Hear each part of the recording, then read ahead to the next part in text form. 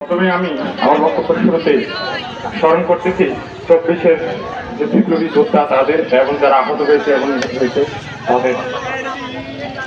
আজকের মূল পয়েন্ট হচ্ছে আমাদের যে বোন যে ভদ্রকালীতে ঘোষিত হয়েছে তার যে যারা দর্শক আছে তাদের শাস্তির দাবিতে, তাদের ফাঁসির দাবিতে।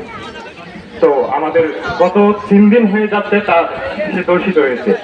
তো গত 3 দিনের মধ্যে আমাদের যে দাবিগুলো আমরা প্রশাসনকে উপস্থাপন করেছি, কিন্তু প্রশাসনের ভূমিকা ছিল একদম নীরব। আমাদের মহেশখালী উপজেলা প্রশাসন বলেন, চকরিয়া উপজেলা প্রশাসন বলেন, সবাই ছিল একদম নীরব। তারা আমাদের মতে মনে হয়েছিল তারা এখনো শেখ হাসিনার যে নীতি সেগুলো নিয়ে তারা সেই নীতিগুলো নিয়েই বেঁচে আছে।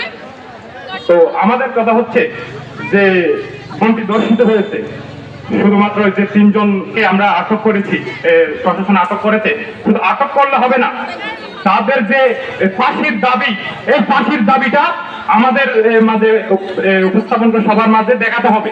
নাইলে ছাত্র জনতা একতাবদ্ধ হয়ে, পুরো কক্সবাজার জেলার ছাত্র জনতা একতাবদ্ধ হয়ে এটার বিরুদ্ধে সোচ্চার হবে। এবং আমাদের আরো যে সিন্ডিকেট, মহেশখালীতে যে সিন্ডিকেট, কিছুক্ষণ আগেও এই সিন্ডিকেট তাদের ব্যবসায়িক কাজের জন্য ইউনো মহোদয়ের সাথে আলাপ করেছে। আমাদের কথা হচ্ছে তারা সিন্ডিকেট করবে ঠিক আছে, কিন্তু আমাদের বোনদের নিরাপত্তা কোথায় এই সিন্ডিকেটে? আমাদের বোনরা আসা যাওয়া সবসময় তারা অনিরাপদ। তারা ড্রাইভার বলেন এবং সিন্ডিকেট বলেন সবার হাতে নির্যাতিত হচ্ছে। আমাদের মূল কথা হচ্ছে যারা ধর্ষক রয়েছেন তারা শুধু গ্রেপ্তার করলে হবে না, তাদেরকে সঠিক শাস্তির আওতায় আনতে হবে।